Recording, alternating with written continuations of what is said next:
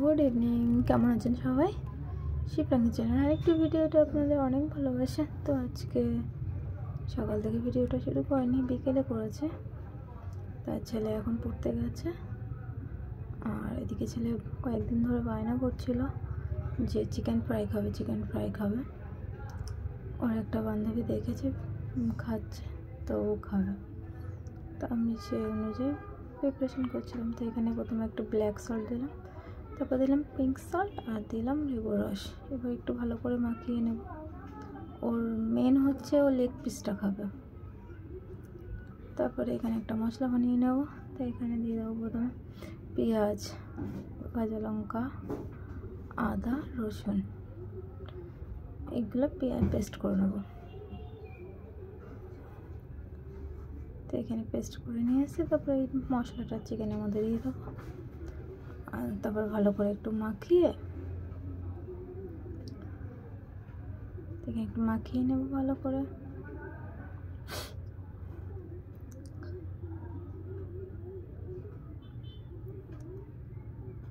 মাখিয়ে নিয়ে তারপরে এর মধ্যে আস্তে আস্তে সব মশলাগুলো দেবো।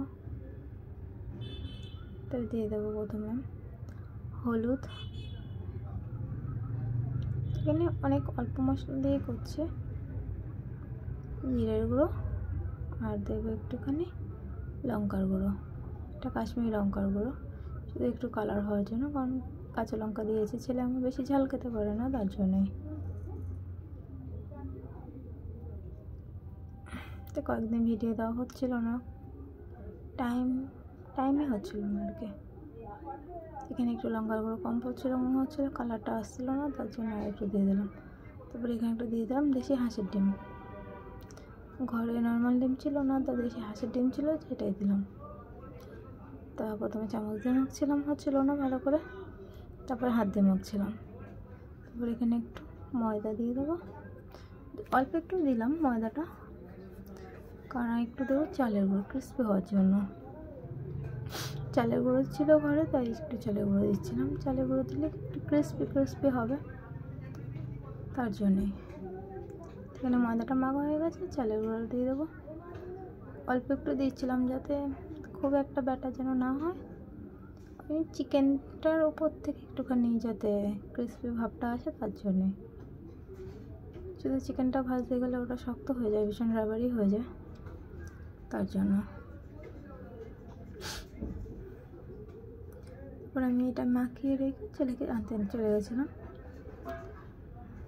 ছেলেকে এনে তারপরে এটা ফ্রাই করেছিলাম।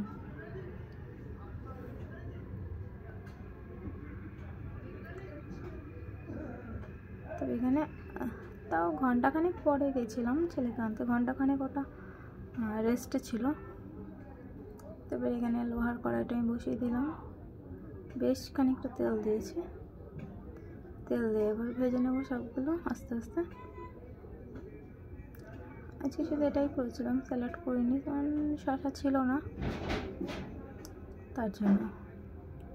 তারপরে এগুলো প্রথমে একটুখানি আঁচ কমিয়ে ভেজে নিচ্ছিলাম, যাতে ভেতরটাও সিদ্ধ হয়। মিডিয়াম আঁচে করছিলাম।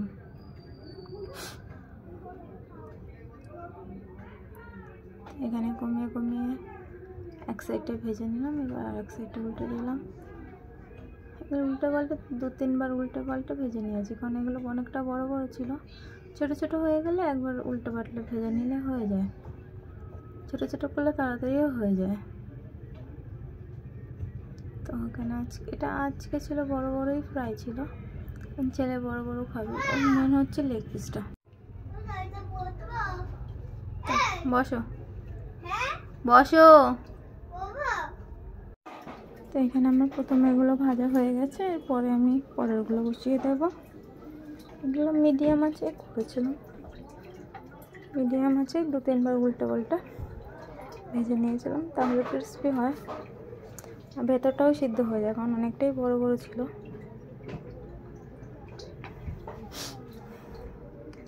তারপরে এখানে লেগ পিসটা দিলাম, আর কয়েকটা ছিল, বেশি ভাজিনি, কারণ আমরা দুজনেই খাবো, তার জন্য খুব একটা ভাজিনি, অল্পই ভেজেছিলাম।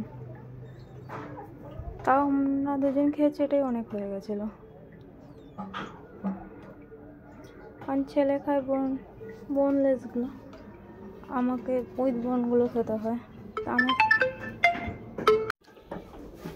এখানে আমি উল্টো একটা ভেজে নিচ্ছি।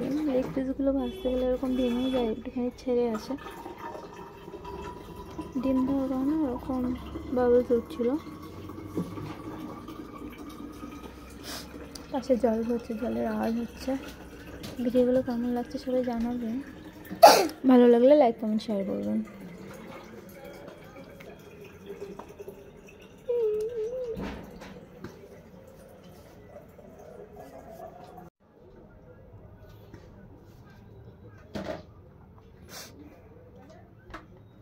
এখানে লেগ পিসটা ভাজতে অনেকটাই টাইম লাগে, কারণ লেগ পিসটা পুরো গোটাই ছিল।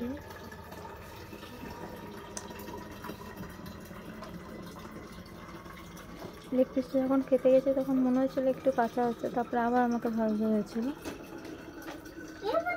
ভাগ্যিস ভেঙে দেখেছিলাম যে কাঁচা, নাহলে খেয়ে নিয়ে সেই দিনটা যেত একদম।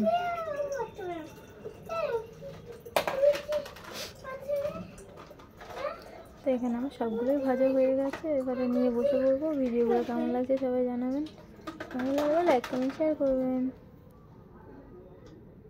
চলুন ছেলের রিভিউ দেখে নিই। ধন্যবাদ ভিডিওটা দেখার জন্য। না খাও, কেমন হয়েছে?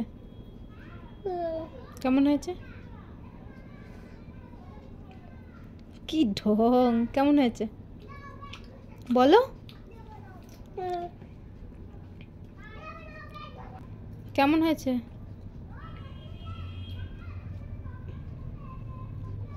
তারপর আমি এটা নিয়ে খেয়ে বলছিলাম যে কেমন হয়েছে। খেয়ে দেখলাম দারুণ টেস্ট হয়েছে। ভিডিওটা কেমন লাগছে বলবেন, ভালো লাগলে লাইক কমেন্ট শেয়ার করবেন। ধন্যবাদ।